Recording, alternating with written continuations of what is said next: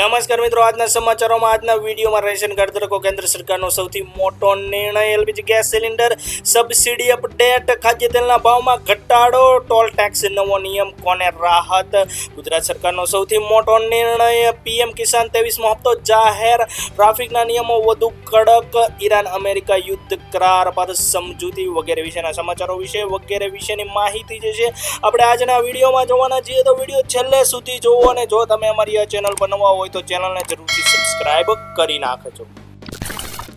સૌપ્રથમ મિત્રો વાત કરીએ રેશન કાર્ડ ધારકો માટે. રેશન કાર્ડ ધારકો કેન્દ્ર સરકારનો સૌથી મોટો નિર્ણય તો શું છે? કેન્દ્ર સરકારે રેશન કાર્ડ ધારકો માટે જે નિર્ણય લીધો છે તેના વિશેની વાત કરીએ તો રેશનના અનાજને લઈને 18 જૂને એટલે કે આજથી જ કેન્દ્ર સરકારે એક મોટો ફેરફાર કર્યો છે, એટલે કે એક મોટો નિર્ણય લીધો છે. ભારત સરકાર દેશની ખાદ્ય સુરક્ષાને મજબૂત બનાવવા માટે નવી દિલ્હીના ભારત મંડપમમાં સ્માર્ટ વેર હાઉસિંગ સિસ્ટમની શરૂઆત કરવા જઈ રહી છે. તો આની અગાઉ જે છે સાર્થક પીડીએસમાં જે છે સરકારે કેન્દ્ર સરકાર તરફથી ભંડોળ જે છે ફંડ જે છે રિલીઝ કરવામાં આવ્યું હતું અને એમાં જે છે જે રેશન વિતરણ વ્યવસ્થા છે એને ડિજિટલાઇઝેશન કરવાનું સરકારે જે છે કહ્યું હતું. તો એના એક ભાગરૂપે અહીંયા તમે જોઈ શકો છો કે નવી દિલ્હીની અંદર જે વેર હાઉસિંગ સિસ્ટમ છે, એટલે કે જ્યાં તમારું અનાજ જે છે સ્ટોર થાય છે, જે ગોડાઉન છે એને જે છે સ્માર્ટ વેર હાઉસિંગ કરવાની શરૂઆત થઈ ગઈ છે. અહીંથી જે છે દિલ્હીના જે ગોડાઉન છે ત્યાંથી શરૂઆત થઈ ગઈ છે. હવે દેશના બીજા અલગ અલગ રાજ્યોમાં એટલે કે ગુજરાતની અંદર જે સ્ટોરેજ યુનિટ હશે જે રાજ્યના, બરોબર, ગુજરાત રાજ્યમાં પણ, તો ત્યાં પણ હવે સ્માર્ટ વેર હાઉસિંગ સિસ્ટમની શરૂઆત થશે. આ વેર હાઉસિંગ સિસ્ટમની મિત્રો વાત કરીએ તો એની અંદર જે છે તમે જોઈ શકો છો એઆઈ અને IoT વાળા આધુનિક સ્માર્ટ વેર હાઉસ લોન્ચ કરવામાં આવશે, બરોબર. તો એ વેર હાઉસિંગ સિસ્ટમની અંદર જે છે ડિજિટલાઇઝેશન કરવામાં આવશે. એઆઈ સિસ્ટમને પણ જે છે એની અંદર ઇન્સ્ટોલ કરવામાં આવશે, જે રેશનના અનાજ સ્ટોરેજને ડિજિટલ રીતે સુરક્ષિત બનાવશે. ગોડાઉનમાં સેન્સર લગાવવામાં આવશે જે તાપમાન, ભેજ અને કાર્બન ડાયોક્સાઇડના પ્રમાણ પર નજર રાખશે અને ગોડાઉનમાં ભેજ અથવા તો બીજું કોઈ પણ, એટલે કે ભેજ વધી ગયું હોય, કાર્બન ડાયોક્સાઇડનું પ્રમાણ વધી ગયું હોય, તાપમાન વધી ગયું હોય તો એના કારણે જે છે અનાજને નુકસાન ન થાય અથવા તો અનાજને અસર ના થાય તો ત્યાંથી જે છે સિસ્ટમ ડાયરેક્ટ જે છે જે તે અધિકારી જે હશે એને જે છે જાણકારી આપશે. તો એ પ્રકારની આખી સિસ્ટમ સ્માર્ટ વેર હાઉસિંગ સિસ્ટમ જે છે શરૂ કરી દેવામાં આવી છે કેન્દ્ર સરકાર દ્વારા. હાલમાં જે છે આ વેર હાઉસિંગ સિસ્ટમ દિલ્હીની અંદર શરૂ કરી દીધી છે. ત્યારબાદ રેશન કાર્ડ ધારકો માટે બીજી પણ સૌથી મોટી અપડેટની વાત કરીએ તો department of food and public distribution જે ઓફિશિયલ ઓથોરિટી છે રેશનને લગતી, એના દ્વારા જે છે ઓફિશિયલ એક્સ પોસ્ટ મુજબ જે છે એક્સ ઉપર એ લોકોએ જે છે પોસ્ટ કરી છે અને રેશન કાર્ડ ધારકોને જે છે અપીલ કરી છે. રેશન કાર્ડ ધારકોને રેશન લીધા પછી રસીદ, પહોંચ અથવા તો સ્લીપ અથવા તો એને પાવતી પણ કહેવામાં આવતી હોય છે, તો ખાસ કરીને એ પાવતી અથવા તો સ્લીપ, રસીદ લેવાની અપીલ કરવામાં આવી છે, બરોબર. તો official department of food and public distribution દ્વારા પોસ્ટ કરીને રેશન કાર્ડ ધારકોને આ પ્રકારની અપીલ કરી છે, જે સુનિશ્ચિત કરે છે, એટલે કે તમે રસીદ લેશો તો એ રસીદ જે છે સુનિશ્ચિત કરે છે કે રેશન કાર્ડ ધારકને પાત્રતા મુજબનું પૂરતું રાશન પ્રાપ્ત થયું છે અને જરૂરિયાતના સમયે પુરાવાના સ્વરૂપમાં પણ આ જે છે રસીદ અથવા તો પાવતી જે છે એ કામ આવી શકે છે.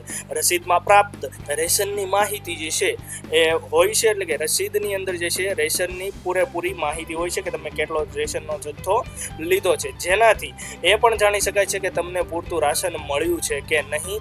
અને ફરિયાદના સમયે જે છે એ રસીદ અથવા તો પાવતી પુરાવા તરીકે પણ આપી શકાય છે. ત્યારબાદ રેશનને લઈને બીજી પણ અગત્યની વાત ગુજરાતના રેશન કાર્ડ ધારકો માટે કરીએ તો ગુજરાતમાં જે છે રેશન કાર્ડ ધારકોને કાગળના બદલે જે છે QR કોડ અને સાઇન આધારિત જે છે ટકાઉ રેશન કાર્ડ આપવામાં આવી રહ્યા છે, જે લાભાર્થીઓને પોસ્ટ દ્વારા જે છે તેમના ઘર સુધી પણ પહોંચાડવામાં હાલમાં આવી રહ્યા છે. ત્યારબાદ મિત્રો આગળ વાત કરીએ તો એલપીજી ગેસને લઈને સૌથી મોટી અપડેટ આવી ચૂકી છે. એમાં જે છે સબસિડીને લઈને કેન્દ્ર સરકાર દ્વારા એક અપડેટ આપવામાં આવી છે. તો એ શું છે તેની વાત કરીએ તો એલપીજી ગેસ સિલિન્ડરને લઈને સૌથી મોટા સમાચાર સામે આવી રહ્યા છે. 30 જૂન સુધીમાં કેવાયસી નહીં કરવામાં આવે તો તેવા ગ્રાહકોને જે છે સબસિડીનો લાભ મળશે નહીં, એટલે કે સબસિડી મળશે નહીં. તો ખાસ કરીને જે ઉજ્જવલા લાભાર્થીઓ છે, ઉજ્જવલા યોજનાના લાભાર્થીઓ છે, તેમને સબસિડી મળતી હોય છે તો તે ગ્રાહકો માટે ખાસ કેન્દ્ર સરકાર દ્વારા સૂચના આપવામાં આવી છે 30 જૂન સુધી એ ઉજ્જવલાના લાભાર્થીઓ પોતાનું KYC કમ્પ્લીટ નહીં કરાવે તો એ લોકોને જે ઉજ્જવલાની સબસિડી મળે છે એ મળશે નહીં. ત્યારબાદ મિત્રો આગળ વાત કરીએ તો ગેસ સિલિન્ડરને લઈને સરકાર તરફથી બીજી પણ એક મોટી અપડેટ મળી રહી છે, જે મુજબ હવે સિલિન્ડર વેચો કે બીજાને ટ્રાન્સફર કરવા પર લીગલ એક્શન લેવામાં આવશે. ગેસ સિલિન્ડરની કાળાબજારી અને LPG સિલિન્ડરની અછતના કારણે જે છે સરકારે આ નિર્ણય લીધો છે, જે મુજબ દરેક ગેસ ઉપભોક્તાએ આ ગાઈડલાઇનનું પાલન કરવું પડશે. તો ગેસ સિલિન્ડરને લઈને પણ સૌથી મોટી અપડેટ જે તમારા સમક્ષ રજૂ કરવામાં આવી છે. ત્યારબાદ મિત્રો આગળ વાત કરીએ તો ખાદ્ય તેલના ભાવમાં ઘટાડો. મોંઘવારીના સમયમાં સામાન્ય જનતા અને ખાસ કરીને ગૃહિણીઓ માટે રાહતના સૌથી મોટા સમાચાર સામે આવ્યા છે. રાજ્યમાં સિંગ તેલના ભાવમાં નોંધપાત્ર ઘટાડો થતાં મધ્યમ વર્ગીય પરિવારના ઘરેલું બજેટ પરનો બોજ હળવો બન્યો છે. છેલ્લા કેટલાક મહિનાઓથી આસમાને પહોંચેલા સિંગ તેલના ભાવ ધીમે ધીમે નીચે આવી રહ્યા છે, જેને પગલે બજારમાં ગ્રાહકોમાં જે ખુશીનો માહોલ જોવા મળી રહ્યો છે. માર્કેટના તાજા આંકડાઓ પર નજર કરીએ તો સિંગ તેલના 15 કિલો નવા ડબ્બાના ભાવમાં અંદાજે ₹190 સુધીનો જે છે મોટો ઘટાડો નોંધાયો છે. માર્ચ મહિનામાં જે સિંગ તેલનો ડબ્બો 2900 થી પણ વધુ ઊંચા સ્તરે બોલાઈ રહ્યો હતો તે હવે ઘટીને 2710ની આસપાસ પહોંચી ગયો છે. ભાવમાં આવેલા આ અચાનક ઘટાડાનો સીધો ફાયદો સામાન્ય ગ્રાહકોના ખિસ્સાને મળી રહ્યો છે. બજાર નિષ્ણાંતોનું માનવું છે કે સરકારી સંસ્થા નાફેડ દ્વારા મગફળીના યોગ્ય વેચાણ અને સ્ટોક મેનેજમેન્ટના કારણે કિંમતોને નિયંત્રણમાં રાખવામાં મોટી મદદ મળી છે. રાહતની વાત એ છે કે માત્ર સિંગ તેલ જ નહીં પરંતુ કપાસિયા અને સનફ્લાવર જેવા અન્ય ખાદ્ય તેલનો પણ ભાવમાં ઘટાડાનો ટ્રેન્ડ છે. આંતરરાષ્ટ્રીય બજારની સ્થિતિ એટલે કે સ્થિરતા અને સ્થાનિક સપ્લાય મજબૂત હોવાના કારણે આગામી દિવસોમાં પણ ગ્રાહકોને વધુ રાહત મળી શકે છે. ત્યારબાદ મિત્રો આગળ વાત કરીએ તો વાહન ચાલકો માટે રાહતના સમાચાર. ટોલ ટેક્સનો નવો નિયમ, એમાં જે છે કોને રાહત મળશે. કેન્દ્ર સરકાર દ્વારા જે છે ટોલ પ્લાઝા સિસ્ટમને અદ્યતન ટેકનોલોજી સાથે અપગ્રેડ કરવાની તૈયારી કરી રહી છે. આ પહેલા હેઠળ જે છે ટોલ પ્લાઝાની નજીક રહેતા રહેવાસીઓ માટે ડિજિટલ પાસ સેવા શરૂ કરવામાં આવી શકે છે, જેનાથી તેમને વારંવાર ટોલ ટેક્સ ચૂકવવાની જરૂરિયાત દૂર થઈ શકે છે. સરકાર ટોલ પ્લાઝાની 20 કિલોમીટરની ત્રિજ્યામાં રહેતા લોકો માટે ખાસ ડિજિટલ પાસ જારી કરવાની યોજના બનાવી રહી છે.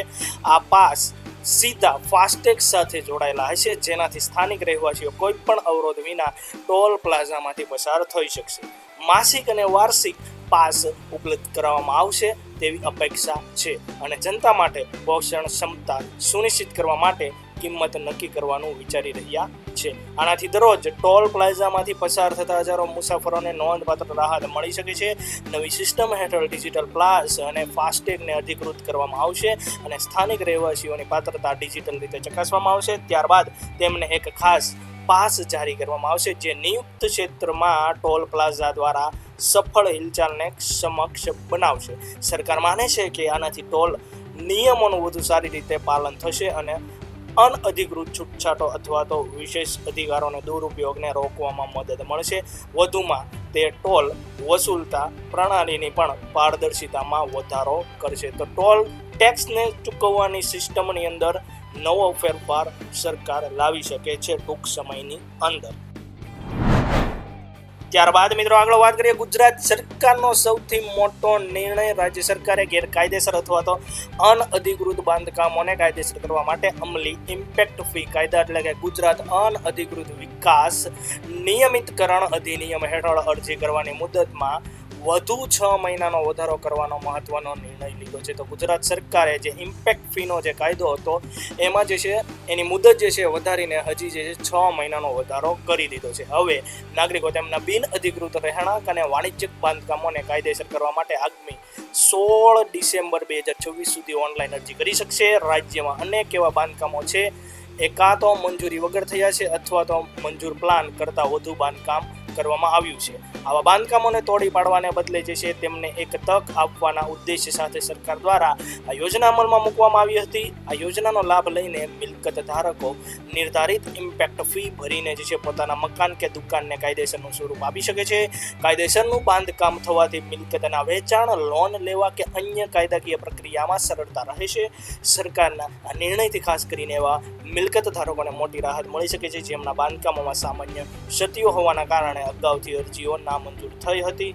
આ વધારાના સમયગાળા દરમિયાન અરજદારો પોતાની અરજીમાં રહેલી ત્રુટીઓ અને વાંધાઓને નિવારણ કરીને ફરીથી અરજી કરી શકે છે. તો ગુજરાત સરકાર દ્વારા સૌથી મોટો નિર્ણય ઇમ્પેક્ટ ફીની અંદર ઇમ્પેક્ટના જે કાયદાને લઈને જે છે એની મુદતમાં જે છે 6 મહિનાનો વધારો કરવામાં આવ્યો છે. અને ત્યારબાદ મિત્રો વાત કરીએ ખેડૂતો માટે સૌથી ખુશીના સમાચાર સામે આવી ચૂક્યા છે. પીએમ કિસાન યોજના હેઠળ 13મા હપ્તાની તારીખ જે છે જાહેર કરી દેવામાં આવ્યો છે. તો ખેડૂતો જે હપ્તાની રાહ જોઈને બેઠા હતા, એટલે કે પીએમ કિસાન યોજનાના 23મા હપ્તાની જમા થવાની જે ખેડૂતો જે છે, ખેડૂત મિત્રો જે છે એ રાહ જોઈને બેઠા હતા, તેને લઈને સૌથી સારા સમાચાર આવી ચૂક્યા છે. 23મા હપ્તાની ઓફિશિયલ તારીખ જાહેર કરી દેવામાં આવી છે. 20 જૂન 2026ના રોજ પશ્ચિમ બંગાળના ત્રાકેશ્વરથી જે છે ખેડૂતોના ખાતામાં હપ્તો જમા કરવામાં આવશે. પીએમ કિસાન ઓફિશિયલ હેન્ડલ પર આ તારીખ જે છે જાહેર કરવામાં આવી છે. તો પીએમ કિસાનનું ઓફિશિયલ જે એક્સ હેન્ડલ છે તેના પર પોસ્ટ કરીને આ તારીખ જાહેર કરી દેવામાં આવી છે. 20 જૂનના રોજ હપ્તો ખેડૂતોના ખાતામાં જમા કરી દેવામાં આવશે. તેવામાં ખેડૂતોને કેવાયસી, આધાર વેરિફિકેશન કે જમીન વેરિફિકેશન અથવા તો લેન્ડ વેરિફિકેશન બાકી હોય તો તેમણે 2 દિવસનો સમય રહ્યો છે તો કરાવી લેવું. જે ખેડૂતોને વેરિફિકેશન બાકી હશે એ ખેડૂતોને આ 23મો હપ્તો જે છે ખાતામાં જમા નહીં થાય, એટલે કે આ 23મો હપ્તો અટકશે. તો ખાસ કરીને 23મા હપ્તાની તારીખ કેન્દ્ર સરકાર દ્વારા, એટલે કે ઓફિશિયલ જે હેન્ડલ છે અથવા તો ઓફિશિયલ જે ઓથોરિટી છે તેના દ્વારા આપી દેવામાં આવી છે. 20 જૂને ખેડૂતોના ખાતામાં 23મો હપ્તો જમા થશે. ત્યારબાદ મિત્રો આગળ વાત કરીએ તો ટ્રાફિકના નિયમો વધુ કડક. ભારત સરકારના રોડ ટ્રાન્સપોર્ટ અને હાઈવે મંત્રાલય દ્વારા કેન્દ્રીય મોટર વાહન નિયમોમાં ઐતિહાસિક અને અત્યંત કડક સુધારા કરવામાં આવ્યા છે. આ નવા નિયમો અંતર્ગત હવે ચલણની ઓનલાઈન ફરિયાદ, રકમ ચૂકવવાની સમય મર્યાદા અને વારંવાર નિયમો તોડનારાઓ સામે લાયસન્સ સસ્પેન્ડ સુધીના કાયદેસરની જોગવાઈઓ લાગુ કરી દેવામાં આવી છે. તો ટ્રાફિક દ્વારા, એટલે કે ભારત સરકારના રોડ એન્ડ ટ્રાન્સપોર્ટ હાઈવે મંત્રાલય દ્વારા ટ્રાફિકને લઈને નિયમો વધુ કડક કરી દેવામાં આવ્યા છે, જેમાં લાયસન્સ સસ્પેન્ડ સુધીની પણ જોગવાઈ કરવામાં આવી છે. તો શું છે તે નિયમો, તેની મિત્રો વાત કરીએ તો ગુજરાત સરકાર દ્વારા પણ રાજ્યના તમામ વાહન ચાલકોને જે છે કાયદાકીય મુશ્કેલીમાંથી બચવા માટે ટ્રાફિક નિયમોનું ચુસ્ત પાલન કરવાની અને બાકી ચલણો સમયસર ભરી દેવા માટે ખાસ અપીલ કરવામાં આવી છે. તો ગુજરાત રાજ્ય સરકાર દ્વારા પણ વાહન ચાલકોને અપીલ કરવામાં આવી છે. નવા સુધારા મુજબ જો કોઈ પણ વાહન ચાલક કે માલિકે એવું લાગે કે તેને ઇસ્યુ થયેલ ઈ ચલણ ભૂલ ભરેલું છે અથવા તો ખોટું છે, તો તે ચલણ જનરેટ થયાની તારીખથી 45 દિવસની અંદર જે છે સત્તાવાર વેબસાઇટ ઈ ચલણ પોર્ટલ પર ઓનલાઈન વાંધો કે ફરિયાદ નોંધાવી શકે છે. જો ચલણ ઇસ્યુ થયાના 45 દિવસની અંદર વાહન માલિક તરફથી કોઈ પણ ફરિયાદ કે રજૂઆત ઓનલાઈન દાખલ કરવામાં નહીં આવે તો કાયદાકીય રીતે એમ માની લેવામાં આવશે કે વાહન ચાલકે પોતાની ભૂલનો અથવા તો ચલણનો સ્વીકાર કરી લીધો છે.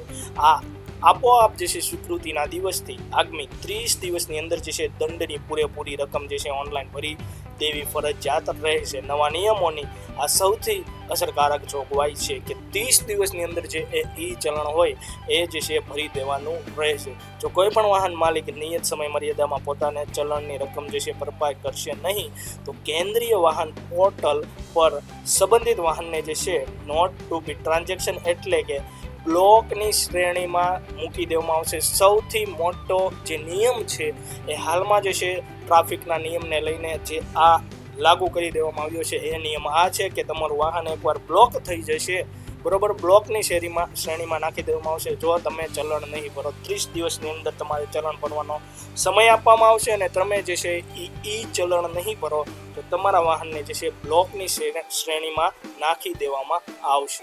અને મિત્રો વાત કરીએ તો એકવાર વાહનને જે છે આ બ્લોકની શ્રેણીમાં નાખી દેવામાં આવશે, એટલે કે એકવાર તમારું વાહન બ્લોકની કેટેગરીમાં ચાલ્યું જશે તો મોટર વાહનના માત્ર જે છે સરકારી ટેક્સ ભરવાના સિવાયના તમામ વહીવટી સેવાઓ અટકાવી દેવામાં આવશે. તમારું વાહન બ્લોકમાં નાખી દેવામાં આવશે, બ્લોકની કેટેગરીમાં નાખી દેવામાં આવશે. તો તમને શું અસર થશે તેની વાત કરીએ તો ડ્રાઇવિંગ લાયસન્સની નવી કે જૂની પ્રક્રિયા, એટલે કે તમારે નવું ડ્રાઇવિંગ લાયસન્સ બનાવવું હોય તો જૂનું જે ડ્રાઇવિંગ લાયસન્સ છે એને રિન્યૂ કરાવવું હોય, આરસી બુક સંબંધિત કામગીરી હોય કે વાહન ટ્રાન્સફર કે અન્ય કોઈ પણ સરકારી અરજીઓ પર કોઈ પણ વહીવટી પ્રક્રિયા તમે કરાવી શકશો નહીં. તો આ મોટી સૌથી અપડેટ ટ્રાફિકના નિયમને લઈને કે તમારું વાહન બ્લોક થઈ જશે તો આ પ્રકારના નિયમો તમારા પર લાગુ થશે. વારંવાર સ્પીડ લિમિટ તોડતા કે ટ્રાફિકના નિયમોના ધજાગરા ઉડાવતા નબીરાઓ માટે પણ આ નિયમ કાળ સમાન સાબિત થશે.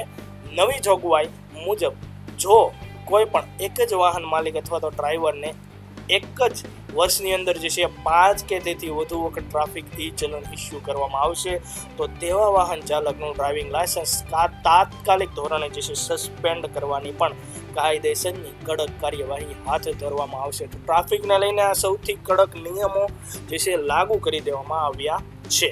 અને ત્યારબાદ મિત્રો છેલ્લે વાત કરીએ ઈરાન અમેરિકા યુદ્ધને લઈને કરાર પર મંજૂરી, એટલે કે બંને દેશોએ જે છે શાંતિ કરાર પર જે છે હસ્તાક્ષર કર્યા છે, એટલે કે હવે જે છે યુદ્ધ ટળશે અને હોર્મોઝ રૂટ ખુલ્લી જશે. તેના વિશેની માહિતીની મિત્રો વાત કરીએ તો અમેરિકાના રાષ્ટ્રપતિ ડોનાલ્ડ ટ્રમ્પે મધ્ય જે છે પૂર્વમાં લાંબા સમયથી ચાલી રહેલ સંઘર્ષને સમાપ્ત કરવાના હેતુથી ઈરાન સાથે એક મહત્વપૂર્ણ શાંતિ કરાર હસ્તાક્ષર કર્યા છે.